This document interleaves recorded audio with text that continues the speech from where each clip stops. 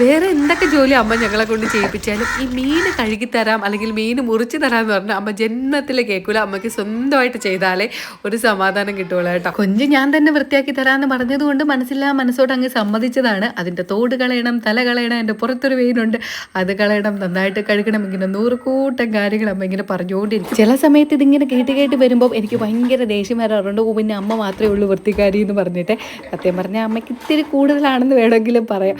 ചക്ക വീട്ടിൽ നിന്ന് ഞാൻ അടുത്തിട്ടതാണ്. വരിക്കച്ചക്കയാണ്. പഠിപ്പിക്കാനാണെങ്കിലും ഭയങ്കര ടേസ്റ്റാണ്. അതിന് വേണ്ടിയിട്ട് 2 മാറ്റി ഇട്ടിട്ടുമുണ്ട്. വീട്ടിൽ വന്നാൽ പിന്നെ നമുക്ക് വലിയ പണിയൊന്നുമില്ലല്ലോ. എന്തെങ്കിലുമൊക്കെ അമ്മയുടെ കൂടെ നിന്ന് സഹായിച്ചു കൊടുത്താൽ മാത്രം മതി. അതുപോലെ തേങ്ങ തിരികലോ ചക്ക അരിയലോ എന്തെങ്കിലുമൊക്കെ മതി. അപ്പോൾ ഞാൻ ചക്ക കുരു എടുത്ത് കൊടുത്ത സമയം കൊണ്ട് അമ്മ അരിഞ്ഞെടുത്ത് അരപ്പും റെഡിയാക്കി വേവിക്കാനും വെച്ചു കേട്ടോ. അതിനിടയ്ക്ക് മീൻകറി വെച്ചു. അതിൻ്റെ വീഡിയോ ഒന്നും എനിക്ക് എടുക്കാനും പറ്റിയില്ല. അച്ഛനാണെങ്കിൽ വിളയിൽ കയറിയിട്ട് ഇതുപോലത്തെ സാധനങ്ങളൊക്കെ പറിച്ചുകൊണ്ടുവന്ന് കാണിക്കാൻ ഭയങ്കര താല്പര്യമാണ്. പാഷൻ ഫ്രൂട്ട്, പിന്നെ ഇത് നമ്മുടെ നാട്ടിൽ പുളിഞ്ചിക്ക എന്ന് പറയും. അതിൻ്റെ വലിയ ഒരു ഐറ്റമാണ് കേട്ടോ. അത് ചേട്ടൻ്റെ വീട്ടിൽ നിന്ന് കുരു എടുത്ത് കൊടുത്ത് ഇവിടെ പൊടിപ്പിച്ച് എടുത്ത സാധനമാണ്.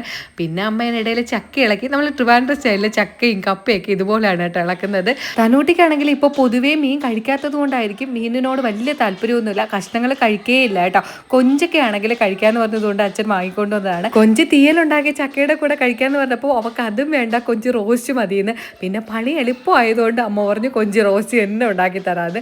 പിന്നെ ഞാൻ പറഞ്ഞു ഇനിയിപ്പോൾ നമുക്ക് പാത്രത്തിൽ വേണ്ട, വാഴയിൽ എടുത്തുകൊണ്ട് വരാൻ പറഞ്ഞു. അച്ഛൻ 2 എടുത്തുകൊണ്ട് വന്നു കേട്ടോ. എന്നിട്ട് അച്ഛൻ പറഞ്ഞു എനിക്ക് പാത്രത്തിൽ കഴിച്ചാൽ മതിയെന്ന്.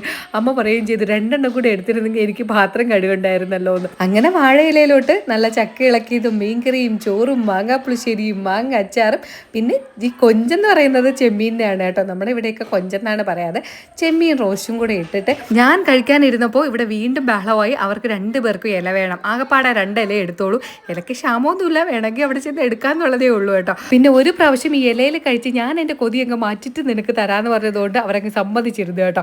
അങ്ങനെ ഞാൻ എല്ലാം കൂടെ കൂട്ടിക്കുഴച്ച് ഒരു പിടിയങ്ങ് പിടിക്കാൻ പോവാണ്. സത്യം പറഞ്ഞാൽ ഇപ്പോഴും എൻ്റെ വായിൽ വെള്ളം വരുന്നത് കേട്ടോ. എനിക്ക് ചെമ്മീൻ റോസ്റ്റൊന്നും വലിയ താല്പര്യമൊന്നുമില്ല. തീയലായിരുന്നെങ്കിൽ കുറച്ചുകൂടെ ടേസ്റ്റ് ആയിരിക്കുമായിരുന്നു. ഇതെല്ലാം കൂടെ കുഴച്ച് ഒരു പിടിയങ്ങ് പിടിച്ചു മക്കളെ. എനിക്ക് എത്രയോ ദിവസത്തെ ആഗ്രഹമൊക്കെ തീർന്നതെന്നൊന്നും പറയാൻ പറ്റില്ല.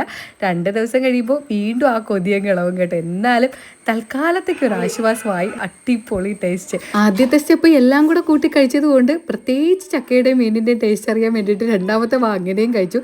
സത്യം പറഞ്ഞാൽ എനിക്ക് ഈ നാടൻ ഫുഡിനോടാണ് ഏറ്റവും ഇഷ്ടം.